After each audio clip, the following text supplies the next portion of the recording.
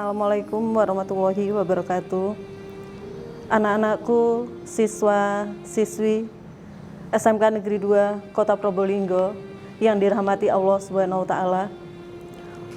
Pada hari ini kita kembali di sini bersama-sama mendengarkan sebuah kisah tentang orang yang paling kita cintai, orang yang paling kita sayangi, bahkan orang yang paling kita rindukan untuk bertemu nanti di surga Allah. Marilah kita simak sekelumit kisah tentang nuzulul Quran. Pengertian nuzulul Quran adalah turunnya Al-Quran pertama kali, yaitu pada tanggal 17 di bulan Ramadan kepada Nabi Muhammad SAW, yang merupakan wahyu pertama ada pada Quran Surat Al-Alaq ayat 1-5. Menjelang usia 40 tahun, Nabi Muhammad SAW dipenuhi dengan kegusaran, kegelisahan melihat kaum Arab Jahiliyah, yaitu Arab penuh dengan kebodohan, penuh dengan kemaksiatan, penuh dengan kezoliman, dan hal-hal yang buruk telah terjadi di sana. Kegalauan hati Rasulullah membuat merasa sedih sehingga Rasulullah senantiasa pergi menyendiri ke Gua Hiro. Di sana Rasulullah beribadah mengikuti ajaran Nabi Ibrahim, yaitu menyembah Allah. Ketika berusia 40 tahun, tepatnya di tanggal 17 bulan Ramadan tahun 610 Masehi, datanglah malaikat Jibril yang diutus oleh Allah untuk menyampaikan wahyu. Malaikat Jibril turun ke bumi menyerupai manusia. Setelah itu, tiba-tiba saja datang di hadapan Nabi Muhammad. Maka Nabi Muhammad pun di situ merasa ketakutan, bahkan gemetaran seluruh tubuhnya. Malaikat Jibril mengatakan bahwa, "Wahai Muhammad, aku datang di sini atas utusan Allah. Aku diperintahkan oleh Allah untuk menyampaikan wahyu, karena kaulah Rasul pengikut seluruh umatmu."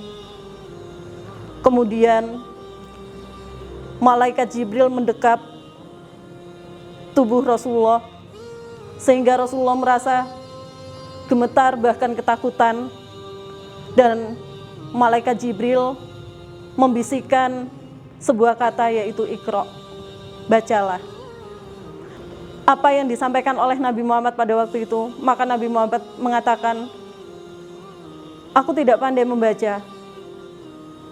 Dengan demikian maka malaikat Jibril mendekap kembali tubuh Rasulullah dan mengatakan hal yang sama, "Iqra, bacalah." Kedua kalinya maka Rasulullah mengatakan hal yang sama, "Aku tidak pandai membaca." Ketiga kalinya malaikat Jibril menarik tubuh Rasulullah mendekap erat sehingga Rasulullah tidak bisa bernafas. Dan ketika itu malaikat Jibril melepaskan dekapan itu tadi, sehingga malaikat Jibril berkata di situ, "Iqra." Tapi apa yang disampaikan Rasulullah? Rasulullah tetap mengatakan hal yang sama, yaitu aku tidak pandai membaca. Sehingga pada yang keempat kalinya Rasulullah mengikuti apa yang telah disampaikan oleh malaikat Jibril, yaitu membacakan ayat-ayat suci Al-Quran yang ada pada surat Al-Alaq ayat 1-5.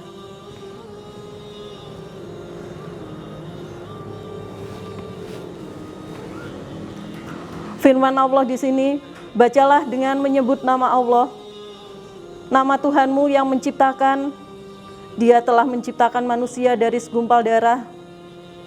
Bacalah, Tuhanmu lah yang maha mulia, yang mengajarkan manusia dari pena. Dia mengajarkan manusia apa yang tidak diketahui, kata malaikat Jibril. Wahyu yang pertama terdapat dalam Quran Surat Al-Alaq ayat 1-5. Wahyu pertama inilah yang menjadi penanda turunnya Al-Quran yang disebut sebagai Nuzulul Quran. Sekaligus hari pertama Nabi Muhammad diangkat sebagai Nabi ataupun Rasul. Setelah menerima wahyu, maka Rasulullah pulang ke rumahnya dengan ketakutan. Tubuhnya menggigil, keringatnya mengalir deras, bahkan jantungnya berdetak hebat.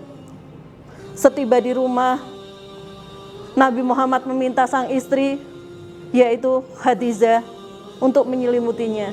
Selimuti aku, selimuti aku. Aku sangat takut, kata Rasulullah. Khadijah dengan cepat melaksanakan perintah Rasulullah dan bertanya kepada Rasul, mengapa terlihat sangat ketakutan? Khadijah lalu menenangkan Rasulullah. Setelah reda, maka Rasulullah menceritakan kejadian yang terjadi di Gua Hira. Kemudian Khadijah menghubungi putra pamannya yang bernama Warokah bin Naufal. Dia adalah pendeta Nasrani. Dia juga penafsir Bible, kitab Taurat dan kitab Injil. Ia juga memahami tentang bahasa Ibrani. Khadijah menceritakan kejadian tersebut. Ternyata Warokah sangat mengerti hal itu. Warokah mengatakan kepada Khadijah bahwa telah ada tanda-tanda kenabian pada Nabi Muhammad dari sejarah para nabi sebelum Nabi Muhammad SAW. Warokah mengatakan bahwa Muhammad akan menjadi utusan Tuhan. Sejak saat itulah maka Al-Quran turun secara bertahap.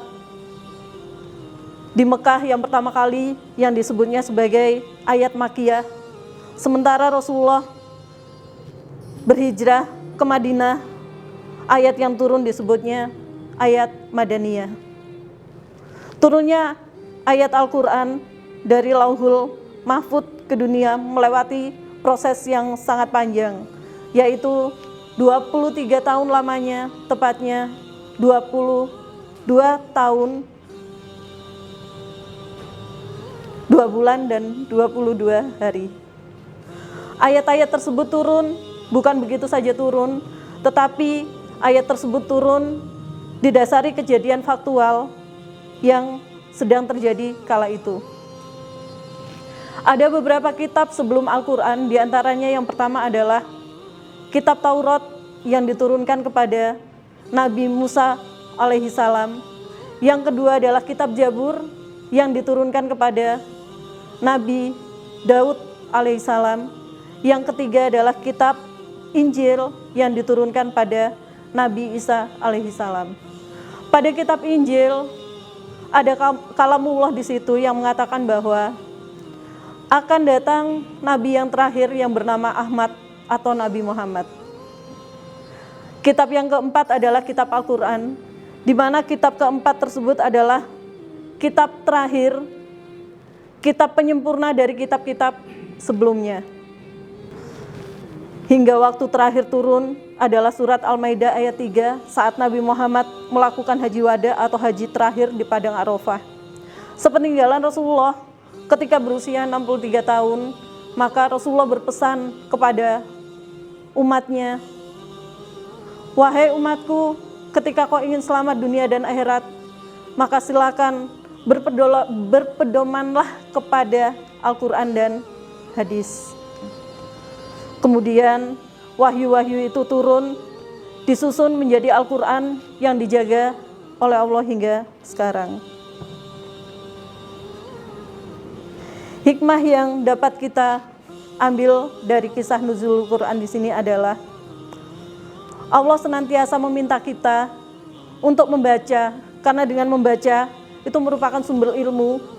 Membaca, menganalisa tentang kebenaran.